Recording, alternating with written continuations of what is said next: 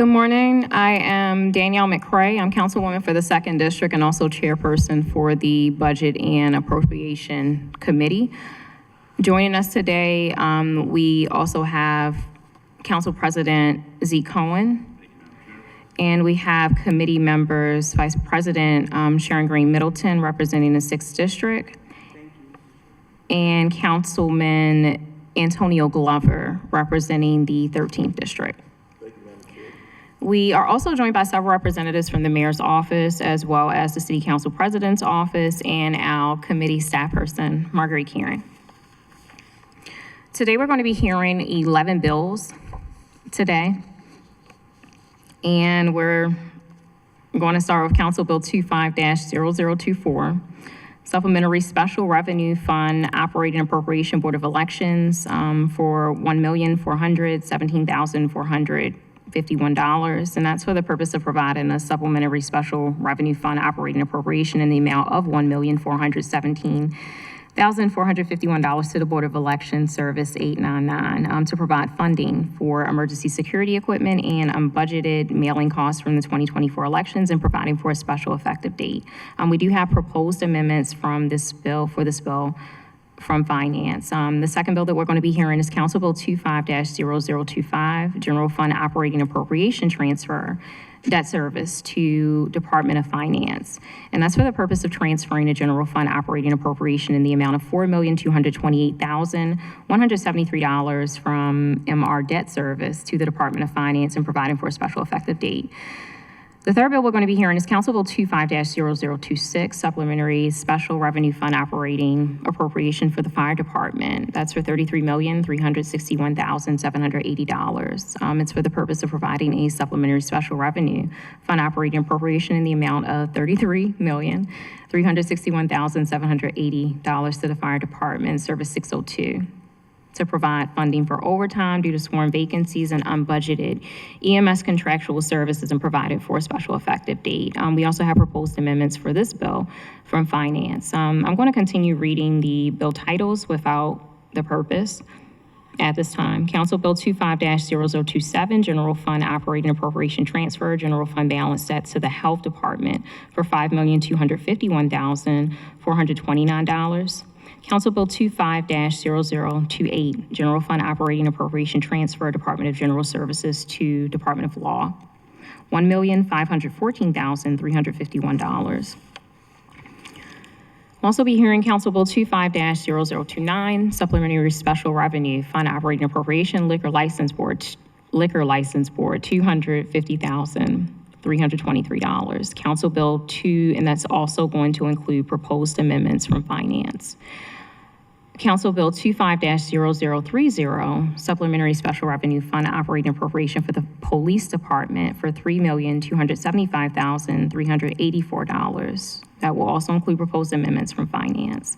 Council Bill 25-0031, Supplementary Special Revenue Fund Operating Appropriation, Department of Public Works for $5,982,755. Council Bill 25-0032, Supplementary Special Revenue Fund Operating Appropriation, Recreation and Parks, $6,973,547. Council Bill 25-0033, General Fund Appropriation, Operating Appropriation Transfer, MR Debt Service to the Office of the Sheriff for $4,564,341.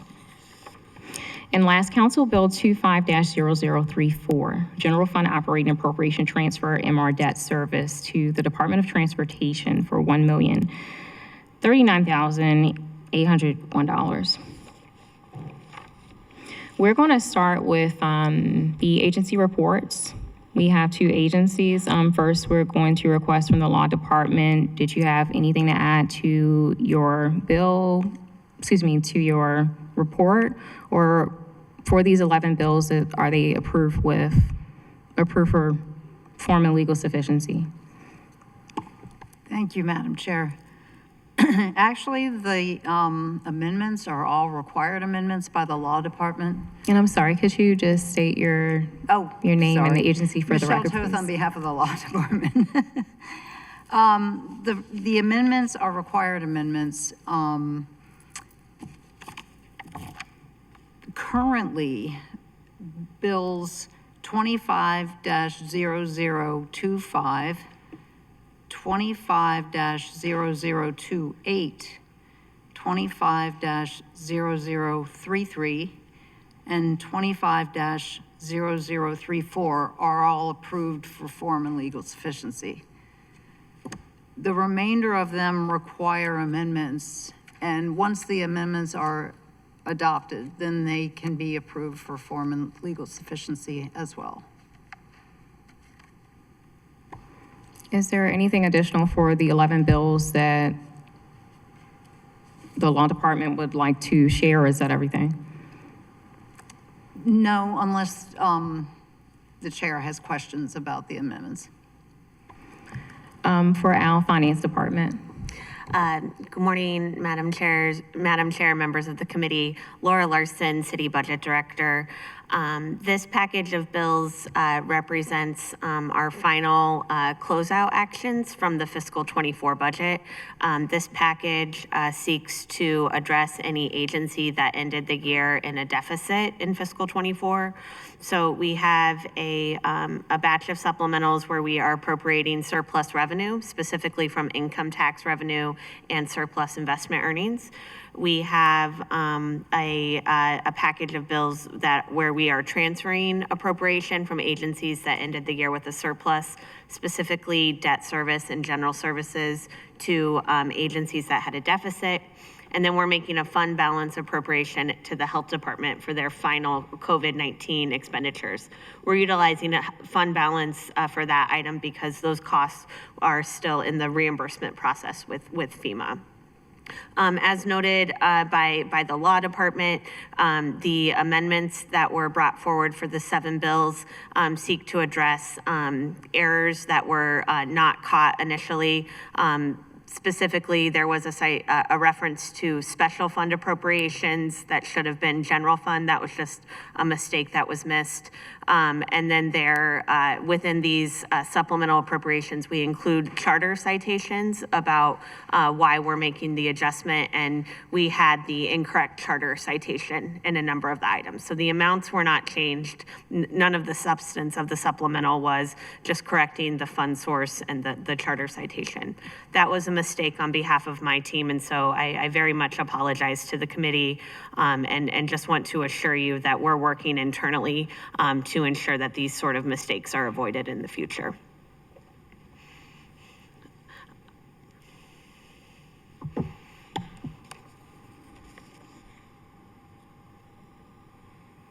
Thank you, Director. We can now open this up to committee and council members for any questions. I do want to start with our Council President Cohen. Council President Cohen. Thank you, Madam Chair. Thank you, Directors Larson, Taylor, everyone who is here today from the mayor's team and our team. I just wanted to understand, I had our folks pull the numbers, supplemental numbers from FY22, FY23, and then 24. This year, total appears to be $67,859,335. In 23, it was $37,360. I'm sorry, $360,000. And then in FY22, it was $94,500,000. Director Larson, are those numbers accurate to your knowledge? Council President Cohen, I don't have the prior year supplementals directly in front of me, but the amounts that you referenced there seem within the ballpark of the prior fiscal years. Okay. I mean, it seems like these are pretty significant fluctuations, like 94, then 37, then 67 million.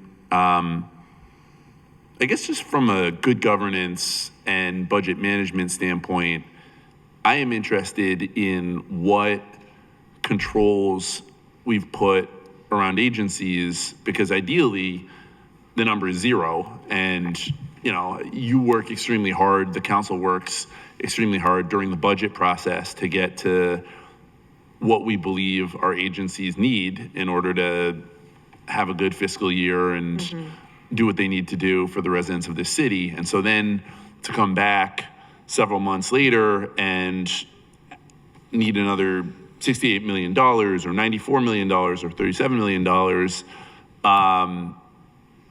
Can you talk about sort of how we get here, not just on this year, but just generally where we have pretty significant supplementals that the council is asked to pass each year, and what we are doing as an administration, as a city, to rein in some of the spending that ultimately results in the agencies being inaccurate in their projections when they come before budget? Yeah, so great questions.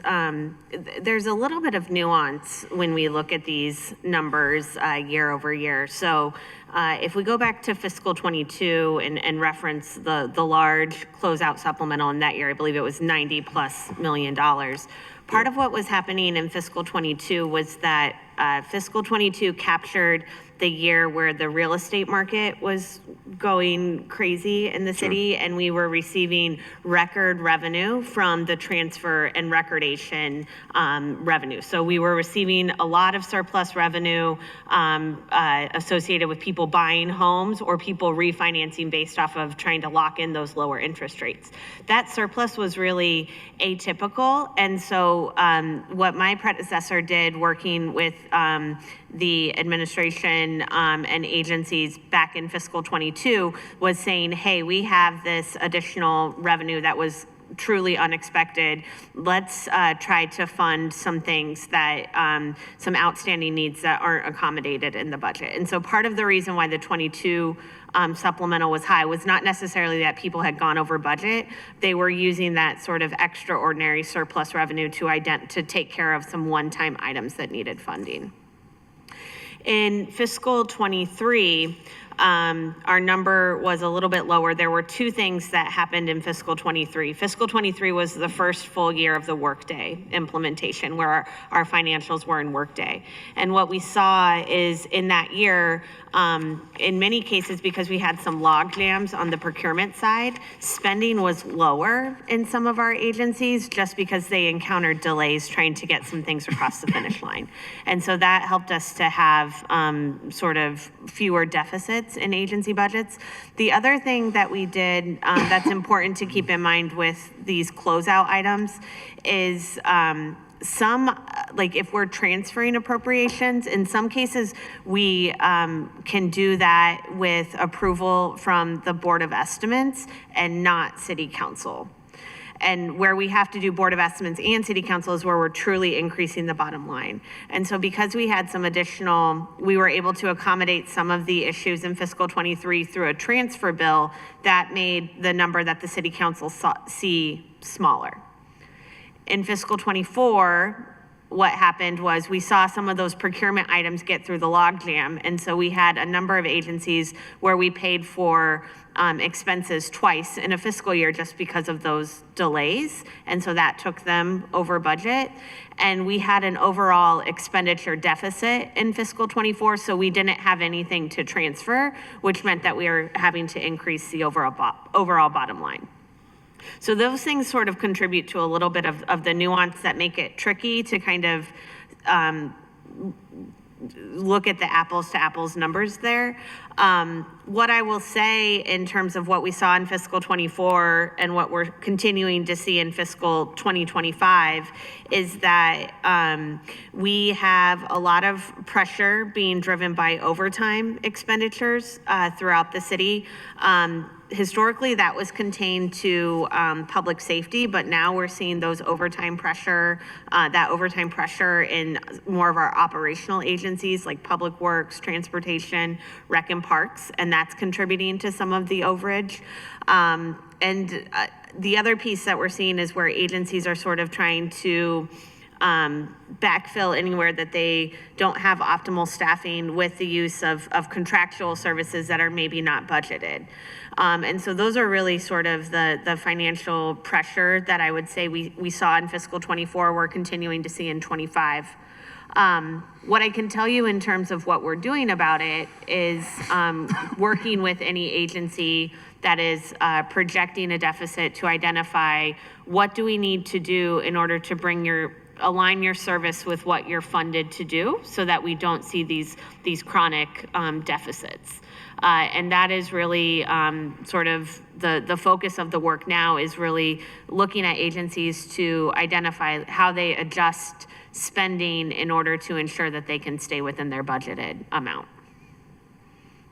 No, and I mean, I think you hit the nail on the head. As I've read through this current set of supplementals, it does seem largely driven by overtime costs and contracting, which does not feel great from a good government, right? I mean, we do not want to be running up high bills paying contractors, because that means, one, those should be city jobs where our unionized workforce, we're supporting ourselves, and two, contracting is almost always significantly more expensive than it would have been to just do the work the first time. And then on the overtime, I think this mayor and this city council have spent a lot of time and energy trying to get our police department back in line in terms of some of what we were seeing with their overtime excess, and to see it now creeping up in DPW, Rec and Park, as you mentioned, again, is not good. And so to me, it speaks to a need to, one, home grow and increase our own workforce so that we're not driving up excessive overtime, and we're not relying on contractors that are more expensive than just paying the city workforce. And two, that we do need to put some fiscal controls in place, because the city, the state, none of us are in great financial straits right now. Exactly. And especially with some of the pressure coming down from DC and some of the challenges that I think we're going to be facing in these next couple of years, I think it's a tough ask to come back to the council or even to the Board of Estimates for tens of millions and even close to $100 million in unbudgeted initial costs. And so I totally appreciate the nuance of the different years. I think what I would ask for the finance department is to really have some internal conversations with our agencies about the importance of, one, hiring and recruitment, and then two, giving correct projections, because otherwise the budgeting process is meaningless if they can just come back several months later and say, we need more because we're utilizing XYZ contractor and the costs are exorbitant. Yeah, I mean, I think that you're spot on, and there's a couple of important points to make within that. I think number one, I believe we are past the point in which we can say that we're going over budget because of system issues and Right. attributing it to Workday. So what I have seen, in the last 6 months is marked improvement in terms of how agencies are leveraging that tool and the different reporting and insights that you get from it in order to, ensure that you are staying within budget and implementing, your spending in line with the plan that was laid out in the budget. So we've had some breakthroughs and improvements in terms of, where my team and I sit in different approval chains so that we can stop something that's being charged incorrectly. We can make sure that people, positions are getting filled correctly, just so that we know that sort of stuff is all being handled in a tighter way. So we've seen a lot of marked improvement on that front. And that is bearing out in terms of, I'm not here talking to you about, mischarging and how that's flowing through. So we're seeing improvement on that front. What I will say in regards to the contractual piece and how it relates to city positions is that I wholeheartedly agree with you. Every time we bring in a contractor to do a function where we have an authorized position to support that, we are paying the contracted firm or the individual who's on contract a premium for doing it via a contract versus through the city PIN. And so what we're trying to do is really work with those agencies to figure out what's the transition time to fully eliminate the use of these contractual services. I think we've seen that work in the finance department. So for example, one of the drivers of the deficit here was utilizing contractual support to help prop up payroll. In the fiscal 25 budget, the council approved creating, some restructuring of the staffing level for that service. And so they were able to create some additional accounting positions to support the payroll process. And we've been able to see how they've been able to ramp down the use of the contractual service. And so I think we've seen finance do that in different areas. Where we need, and there are certainly other areas where we need to lean in and do that more. And some of that stuff is happening currently in the current year for fiscal 25 as we work to ensure that we're staying within budget, but also some of that work, we've seen agencies make adjustments in terms of how they're proposing their fiscal 26 spending. I think the other piece that is a critical strategy in terms of getting us away from the use of contractual support and overtime is implementation of the salary study. And I know we've been talking about the salary study as this imaginary thing out in the future. But having spent a lot of time with the data from that study and looking at how we would accommodate those costs, I think that there is a finish line in sight in terms of being able to get there. And certainly we'll be able to talk about that a little bit more in the coming weeks and months as we start to talk about fiscal 26. So I really see us being able to implement that salary study, being able to commit to better wages, especially in CUB and ASME, which are our lowest paid employees. We should be able to say, now with these reforms, we want to see agency plans to really come down off of the use of contractual support and overtime support. So I think we're going to see a lot of marked improvement in fiscal 26 with where we're going there. I'll pause there and see if there are other questions. No, I definitely appreciate that. We gotta be competitive in terms of salary. Otherwise, folks are not going to work for us. And the last thing I'll say before yielding back to the chair is, and Vice President has talked about this a lot, but just the importance of apprenticeships and building our own workforce pipeline so that, we're backfilling. Like, again, when we had that Board of Estimates meeting not too long ago, hearing about some of the challenges at Back River and how for certain positions we have not kept up training our own employees to do somewhat specialized work, that's not good because, like you said, we then end up paying a premium to a private contractor. And so I think it is both about being competitive on the salary side and then also us being more intentional with the school system, with MOED, with all the agencies to make sure that we are home growing our own workforce. And again, last thing I'll say before completely yielding, but I think this is the danger of what we're starting to see in Washington, D.C. is if you radically cut the federal workforce, I think where they're going to end up is a whole lot of contracting and a whole lot of overtime that's going to end up being more expensive for the taxpayer. And I just don't want to see that dynamic replicated at the local level. So again, appreciate your work on this, and thank you, Director, and thank you, Madam Chair.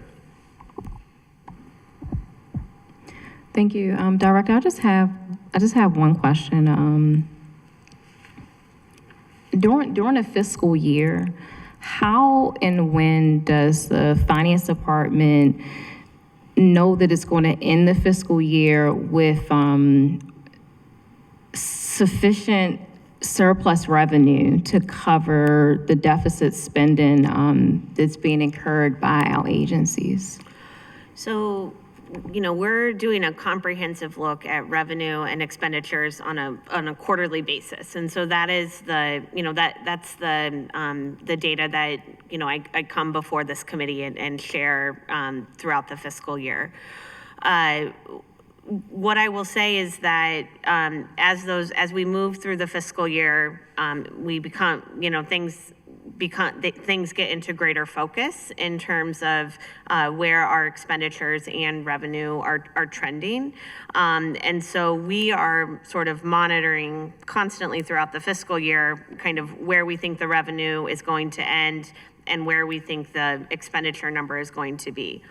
What I will say is that where we have agencies that are projected to go over, we also work with them directly to figure out what are the different tools that they can put in place in order to control some of their costs and to bring down some of their costs. We also go through to look at, and that really runs the gamut of what are you doing in terms of staffing? Are there different approaches that we could take in terms of, how you're approving overtime and what sort of events would necessitate overtime? How are you thinking about filling your vacant positions in relation and the cost of filling those vacant positions? And then how are you looking at sort of your non-personnel spending and where do you have options in order to control some of that spending?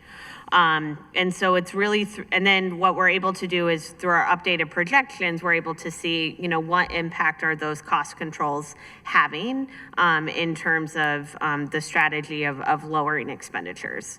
And so, again, that exercise is happening on a sort of enterprise level on a quarterly basis. What I will say is that where we have risk areas, both on the revenue and the expenditure side, we look at those numbers on a monthly basis to see where they are trending. So I just want to make sure that I understand. So it's ongoing. Yes. Yes. Typically monthly. Yes. Okay. Thank you, Director. For Vice President or Councilman Glover, did you guys have any questions? Thank you, Madam Chair. And I thank you and the Council President for your conversation on basically, from year to year, we come before you all to talk about it all boils down to accountability. And our job is to help to make sure the agencies are being accountable. And when it comes down to making errors with money, it's like one of the most important things because we see surpluses as an opportunity to help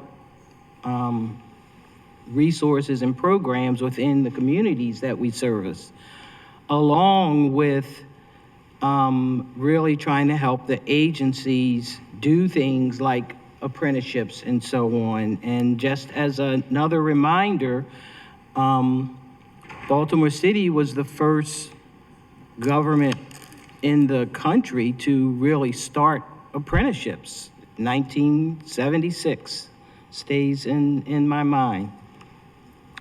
All that to say, again, we come here year to year, and the agencies know that a lot of times we do have surplus, and is there something in place to really, people that make these errors, are they still employed? Have they been moved out of the positions? Have they, these are questions that are kind of in our minds, and we it's almost like we feel like we're just repeating things over and over. And as the president mentioned about things that are happening in the federal level, we really have to pay attention to our finances and money and people that are making extreme mistakes, should they be moved or other things.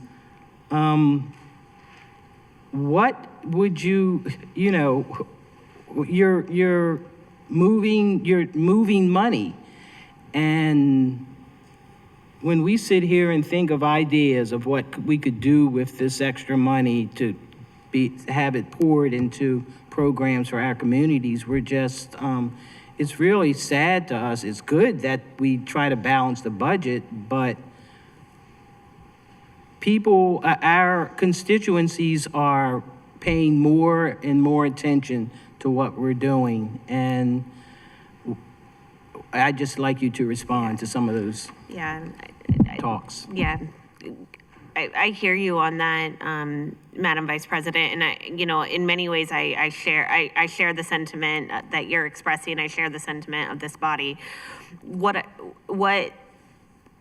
I'm seeing in these numbers is that where we have been operating from in recent years is this pressure on the operation side to just get things done at all costs. And so what we're seeing is, the cost impact of, pushing that from an operations perspective, when we're not necessarily doing that in the lens of what is funded in the budget. So, like, for example, if we look at the Rec and Parks deficit for fiscal '24, Rec and Parks has historically ran a multi-million-dollar surplus. This is fiscal '24 is the first time we were before you talking about that agency's deficit. What happened in fiscal '24 in Rec and Parks was they invested an incredible amount of overtime and contractual money to try to address the backlog in urban forestry, and that was not funded in their budget. And so what I think, that's one example, and I can point to others that are part of this package. Board of Elections is another good one. They felt pressure to expand early voting. They did that. That was above and beyond the service level that was funded in the budget. We see that in terms of the deficit. And so what I think we have to do more, and the city, I've been working with the city administrator, and we've really been coordinating with agencies on this, is to figure out, when we do face these operational pressures, what is funded?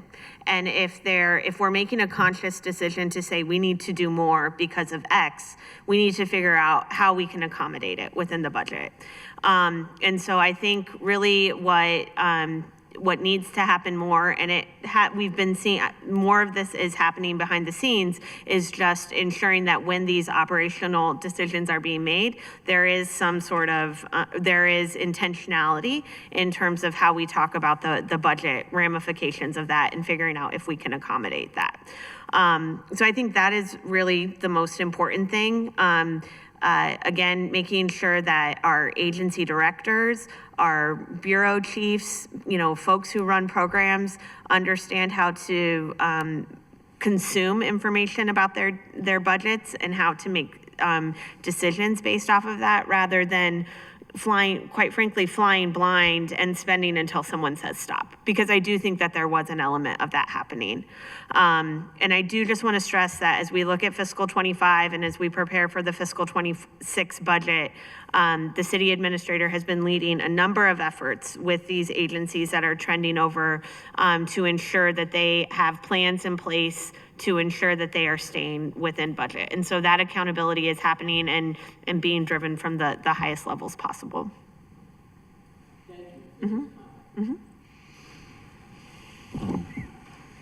Councilman Glover. Thank you, Madam Chair. My question is, what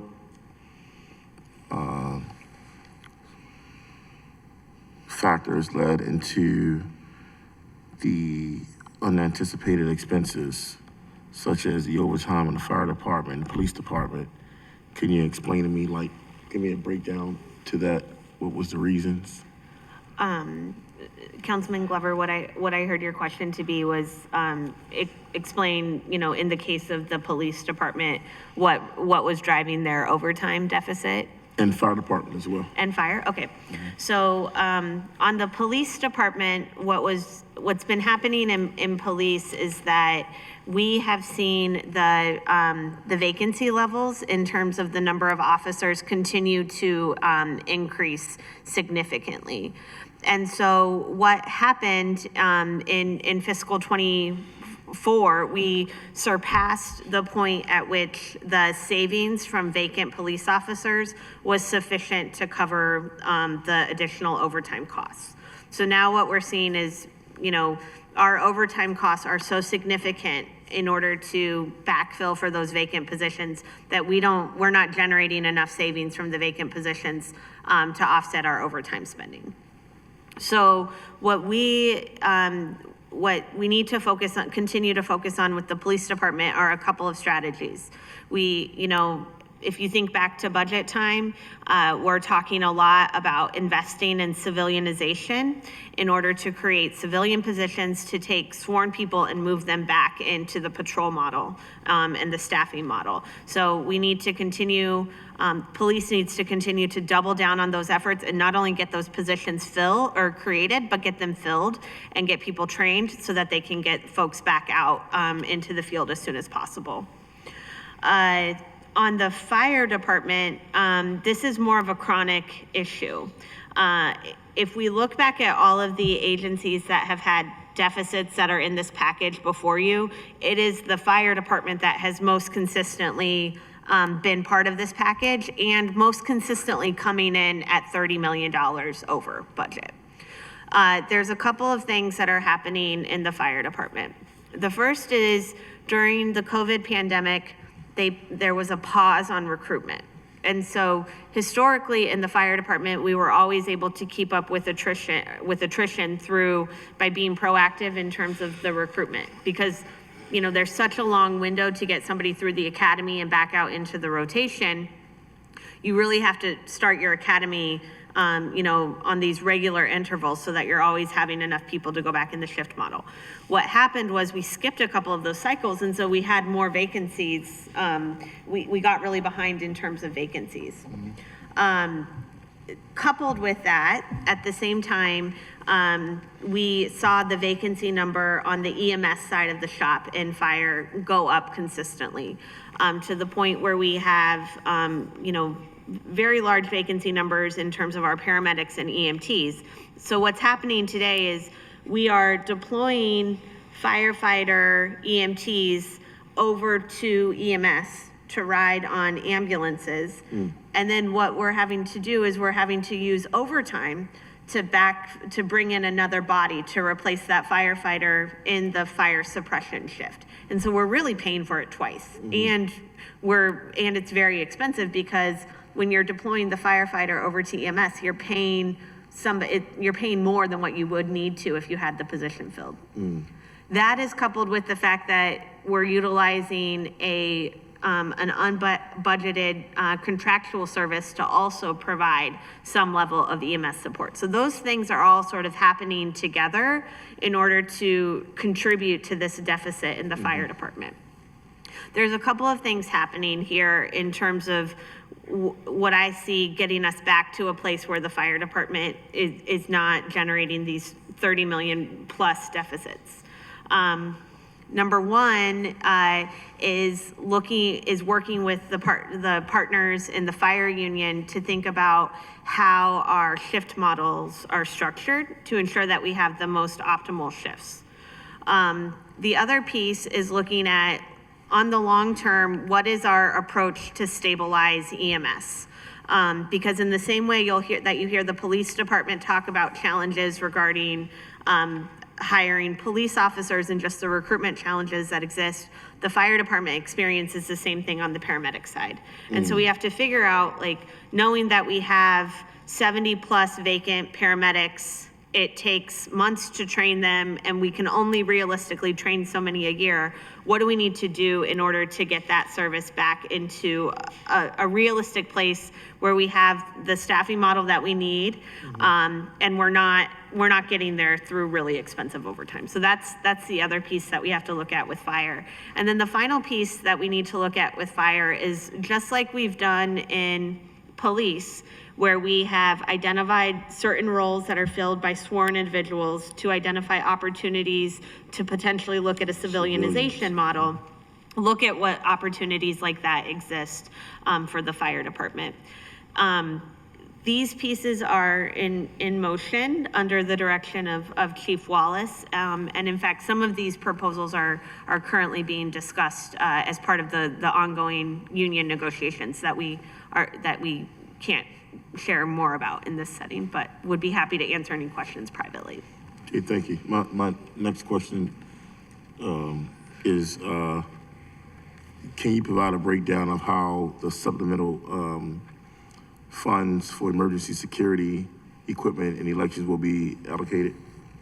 So those are costs that were incurred in fiscal '24. So those were, that was security equipment that the department already purchased. I'm not certain in this setting, and I'd be happy to follow up I'm not certain if that was them buying something, like buying technology, or if it was a contract of some sort.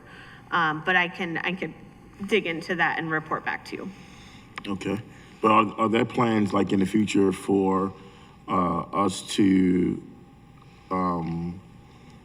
recruitment and retention to reduce like the future of overtime? Like, are there any plans in the future for that? Yeah, so working with all of these agencies to figure out where we need to lean in on recruitment in order to reduce the reliance on overtime. I will say you have to kind of come at this with a set of strategies for the public safety agencies and a set of strategy for the civilian agencies.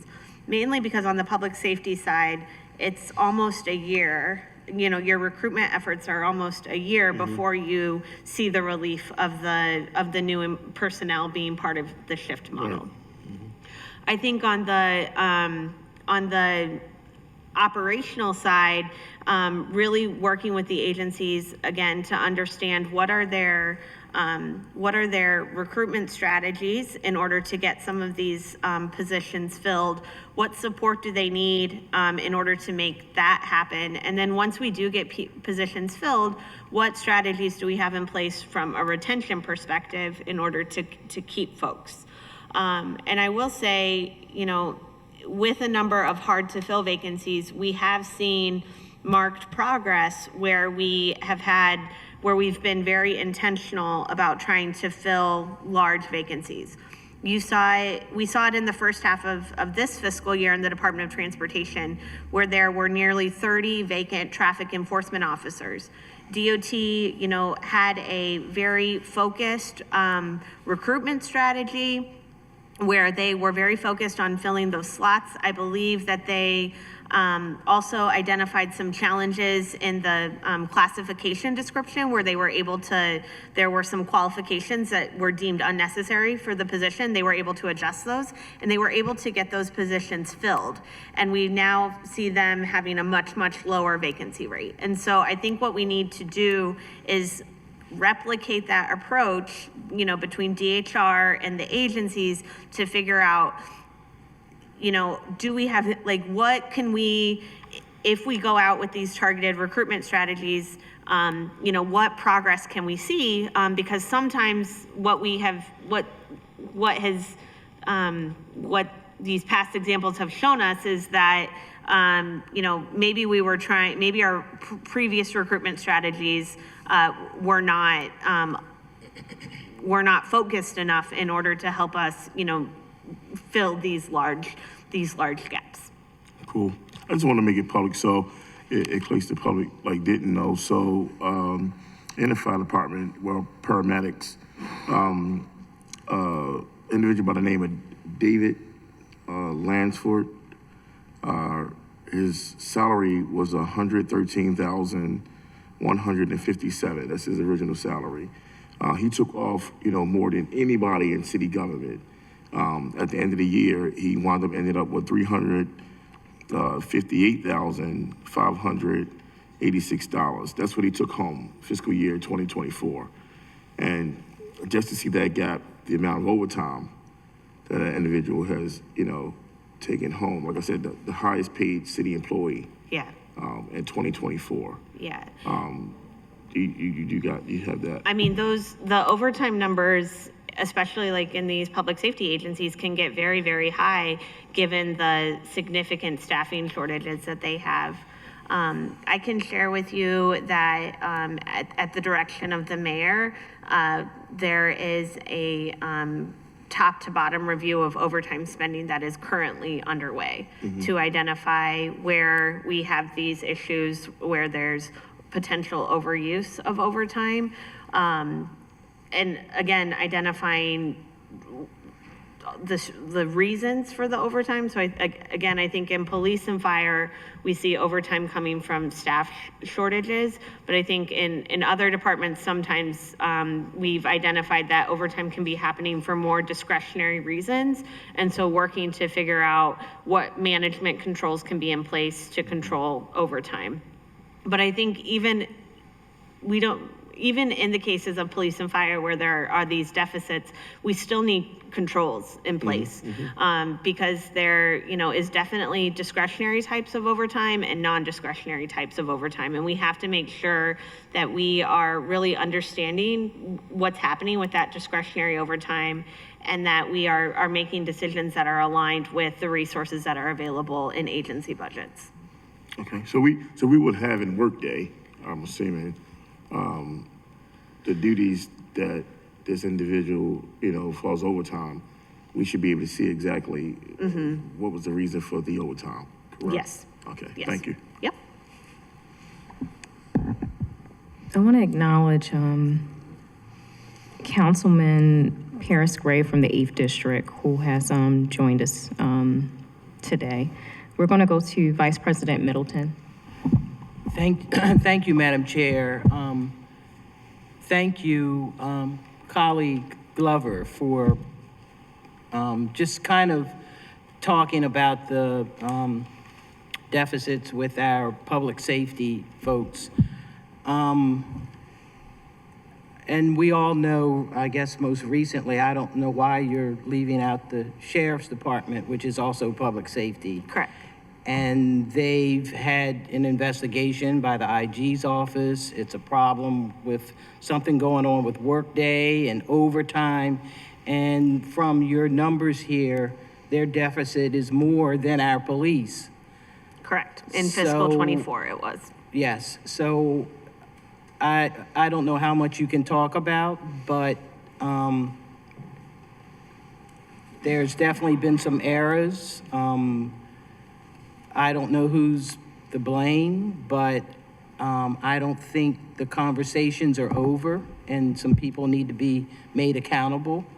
Are there some things in place that are going to happen to work with this agency so we don't get further into problems? Yeah. In regards to the sheriff's office, part of what was, the driver of the deficit last year was overtime spending related to that city detail expense. And so what that means is that when the deputies were claiming city detail as part of their compensation, they're paid at a higher, that means that they are supporting BPD on an operation, so they're paid at a higher rate because they are performing a function of the police department. One of the things that I think is a critical piece that, working with the city administrator and leadership in the police department is better formalizing and documenting when BPD is requesting backup from the sheriff's office to better understand and have more cost controls over, when the city is going to pay that city detail, that it is a deliberate choice to address an operational need. Thank you. Thank you, Madam Chair. Thank you. We didn't have anyone that was signed up to testify, but I just want to double check if there's anyone within chambers who would like to testify at this time.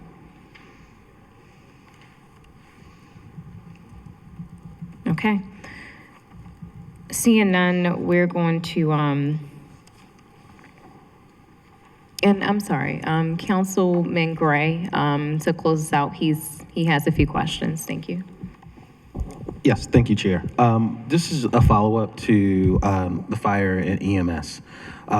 Looking at the amount that we will be giving them that we're appropriating, I want to know, what are we doing as far as using the tools that we already have in order to bring and drive some of these costs down? And when I say that, I spoke with some labor leaders from fire, and the officers, and one of the things they mentioned was the training and how long training takes, as opposed to other jurisdictions surrounding us and in this region, where they have a shorter training time and they're actually able to still perform the duties and it's still safe. Yet we still have this long process where it takes us longer to get folks out on the street to be the first responders, and that's one. And then second, we have my predecessor put in the bill for the apprenticeship program. And so we have young men and women in Baltimore City that are high schoolers that literally could be making the difference, so we don't have to contract out, so we don't have to overwork the brass that we have. And so I want to know, what are we doing as a city to, one, work with our labor folks to see in what ways can we improve the training process, but also why aren't we putting more teeth into the apprenticeship program when it's proven, where it can be proven that it could literally drive down the cost and also give young boys and girls in Baltimore City a place to have a career?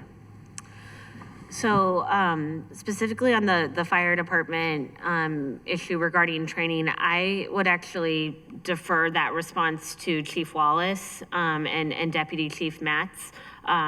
Certainly, they've spoken to me about the time of the training, the training academies from a perspective of what that means for costs, but there's a lot of operational intentionality that goes behind the training calendar. And so I would just defer you to them in terms of the expertise for why it's structured the way that it is here in the city.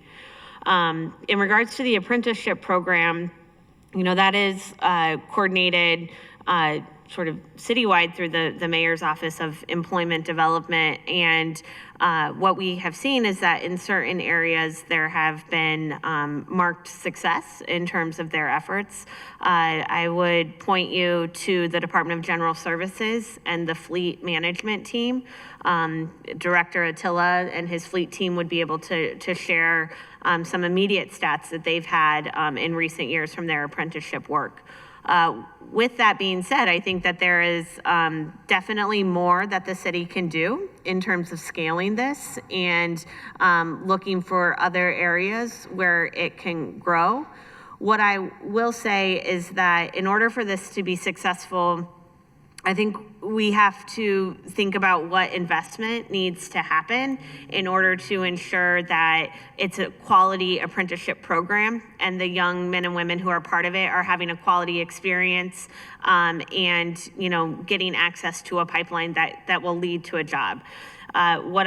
What I have seen happen, not necessarily here in Baltimore City, but in other settings, is that if we try to create a program like this, but we try to make it be a bolt-on to somebody else's job, or where there's not a lot of intentionality about what the training program will look like in that field, you sometimes have the participants in the program sort of floating along where it's not necessarily as impactful as it could be.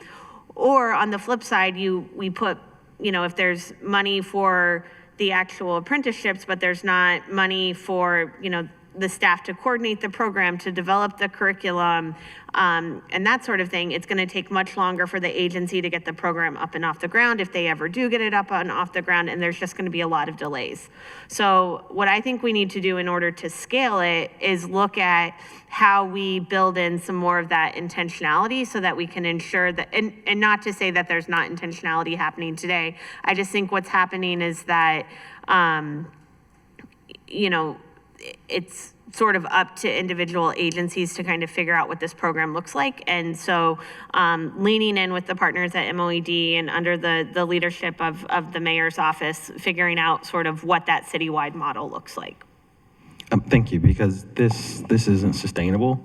Just coming back every year after year after year. Everything is becoming more and more expensive for everyone, families and agencies included. And so just coming back every year asking for more and more money when we have potential solutions sitting right at our door and we're just ignoring them and just saying, feed people more money. It just doesn't seem like a adequate solution. I also have another question. Going back to CP's remarks regarding the city paying significant more to contractors than hiring for a pen or, you know, a person actually working for the city, particularly for non-public safety positions. Why hasn't there been an analysis on better utilizing the money to support better incentives for our employees instead of year after year contracting positions out more and more? And can we make a committee request that you look into analysis on why we are utilizing more contractors than actually hiring for a pen? I don't think it's fair to say we haven't analyzed this issue, because we certainly have, as part of the review over the, you know, ongoing review, once we saw the number of vacancies in city agencies dramatically increase coming out of the COVID-19 pandemic. The biggest analysis that has come out of that work is the salary study that was completed by the Department of Human Resources, looking at where we are from a compensation perspective across other peer cities.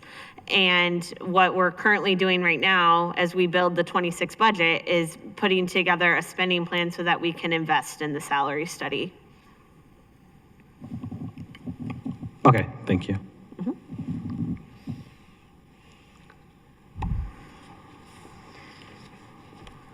Thank you both. We're going to move into voting on these bills. First, is there a motion to vote on the amendment for Council Bill 25-0024? Yes, a motion. And is there a second? Second. Motion passed. Okay, so the motion, and I'm a yes. The motion has passed. We are going to vote on Council Bill 25-0024 in the amount of $1,417,451. And is there a motion for the council bill with the amendment? Motion for the council bill with the amendment. Second. Okay, motion by Gray and second by Middleton. McCray votes. Yes. Schleifer absent. Middleton, Yes. Gray, Yes. and Glover. Should I put him absent or our? Check. And Glover absent. Okay, the motion passes. This bill is going to second reader at the next council meeting. Is there a motion to vote on Council Bill 25-0025 in the amount of $4,228,173? So move. Okay. Second. Okay, motion by Middleton, second by Gray. Yes. Schleifer absent. Middleton, Yes. Gray, Yes. and Glover absent. Okay, this motion passes. This bill goes to second reader at the next council meeting. Is there a motion to vote on the amendment for Council Bill 25-0026? So moved. And is there a second? Second. Okay, motion by Middleton, second by Gray. All those in favor, say aye. Aye. Aye. And all those opposed, say nay. Okay. The motion passes. Is there a motion to vote on Council Bill 25-0026 in the amount of $33,361,780 with the amendment? So moved. Second. Okay, motion by Gray, second by Middleton. McCray, Yes. Schleifer absent, Middleton, Yes. Gray, Yes. and Glover absent. Okay, this motion passes. This bill goes to second reader at the next council meeting. Is there a motion to vote on the amendment for Council Bill 25-0027? So moved. And is there a second?